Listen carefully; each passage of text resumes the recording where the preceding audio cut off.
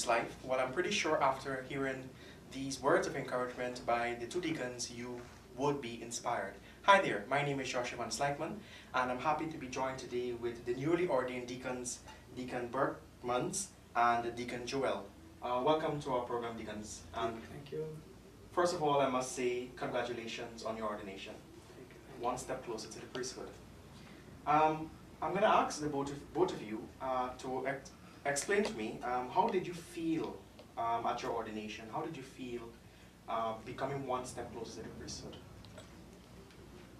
For me, it was more a feeling of a fullness. I felt full, content, more humbled to see God working in my life, bringing me closer to priesthood. That meant a lot. It was a humbling experience that day I had. For me, after a long time, after 16 years, my dream was fulfilled. Yes, I was so happy. I don't know the words to say, praise God. So you said 16 years, but I'm going to ask a question now. How many years have you been studying before you were ordained deacon last Sunday? Yes, actually we joined the year of 2000 and we studied 11 years, and then this is our 16th year. Actually the priesthood is 10 years only. 10 years. Yes. So Deacon Joel, as a newly ordained deacon, what would be your role in our Catholic Church? It's very obvious, except for the consecration of the Mass, rest all things, we take a role of priest. We can bless marriages, but in the context of Guyana we can't do it unless we have a license. Apart from that, we can conduct funerals, do baptism, bless sacramentals, things, rosaries, and can conduct benediction, adoration. That's apart from the consecration part of what a priest does. Everything else we as a deacon do, who are in the transition stage. Deacons, I will ask both of you, what called you to religious life? To serve God. Actually, my previous congregation, Saint Gaspar del Buffalo, he says on quote, "Go others where cannot go." So in Guyana, there are we don't have priest here. So from India we came. So the God called me, go to Guyana. The people priests are needed. So we came here to serve God, to die for God. Deacon Joel. For me, it was a conversion experience I had, wherein I experienced God's love in my life. Having experienced that love, I didn't know any other way than to give it back to Him, than offering my life. So, looking at the crucifix, I told Jesus that since you gave your life for me, I have nothing else but mine to give to you.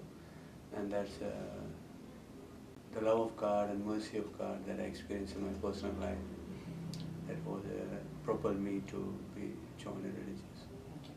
So as Deacon Berchman said, there is a shortage of priests in our diocese, Georgetown. And this is no secret to us here. There is a shortage of priests indeed. Now, you are one step closer to the priesthood. Now, you are ordained. You are ordained. Would you remain in Georgetown, or would you go to your separate locations? This is according to Bishop. Wherever Bishop sends, we have to go. Okay. So, has he given to you a location as yet? Yes, at present I'm going to Linden. Oh, you're going to Linden, Yes. Deacon Joel. And I'm going to Batica, You go to because these are the two parishes where We don't have priest. priests. So before you were ordained as a deacon, could you tell us the locations you serve as before you were ordained? Yes, so I was admitted to Batica. Right. Yes, Batica and in Cathedral. Yeah. So two places I was covering. So every weekend I used to go to Partika and do the service and visiting the sick people, and I'll be back on Monday. So this was I doing last year. I was for 8 months in New Amsterdam, Bobby's, and after that, in February 2015, I was assigned to be Bishop's MC, Master of Ceremony. So that part I was doing till September. I went off to Trinidad, and then I came back. I'm now assigned to Batika. So for me, as being in the cathedral on last Sunday, the 15th of January 2017, it was a great joy to see so many people being at the cathedral. Now, in your point of view, your perspective, how did you feel seeing so many brothers and sisters coming to support you on that day you were ordained? I mean, hundreds, 200. The cathedral was almost packed. How did you feel? It was ineffable, really. Didn't expect that many would turn around to support us, and as I told in my Thanksgiving that day, it showed how much they loved us and how much they want to see a priest of the diocese, because for 32 years now there has not been a diocesan being ordained as a deacon, and in a very short while as priest. And our faithful showed that support to us, though we are from a foreign land. It meant a lot. It meant a lot when they came there, and that huge numbers. People themselves said they were surprised to see their gathering, and it was very memorable, very joyful to see all of them coming and encouraging us. It speaks volumes, yeah. Yeah, for me, though we left our parents, friends, and all our relatives, we thought that no one will come. But after seeing so much of crowd, and I come to know that these many people are there for me. So many mothers, so many fathers, so many brothers and sisters for us. So I felt very happy. And they were also visiting priests from Trinidad to be a part of your ordination. I mean, that really sends a message that there are people out of Ghana that cares for you and they're looking out for you. So that was really good to see persons from all over Georgetown, all over this country, coming to support you. And if I can ask you, who has been instrumental to this? Who do you give credit to? I mean, they were there for you, and hence you are so far. Who do you give credit to? To God. To God. Not no one else, because it's He who is master of our hearts. He controls the hearts of people, and if He doesn't move their hearts in pity towards us, in love towards us, in concern, no one else would. That's what we see in the Old Testament when Moses went to ask for the release of the Israelites. God hardened his heart so that he wouldn't, for his glory to be revealed. So it's true, God can work through people, and it is full credit to God, and for our life it's through Our Lady, through her intercession. God has done many things in our life through her, so equal credit goes to our Heavenly Mother too. Yes, for me also it is exactly God. Without Him is nothing. That's so true. And you did express those words, those exact words in your thank you on the day you were ordained. And finally, I'm going to ask you, deacons, what would be your message to young people who might be considering religious life?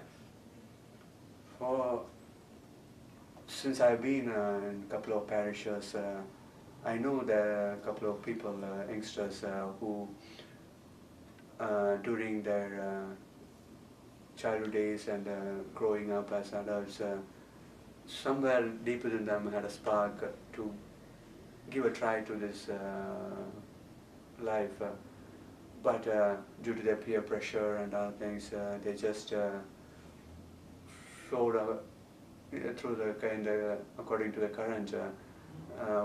Right now, what I would like to tell them is to take up the challenge, because it has more in offering than they can ever imagine. It is more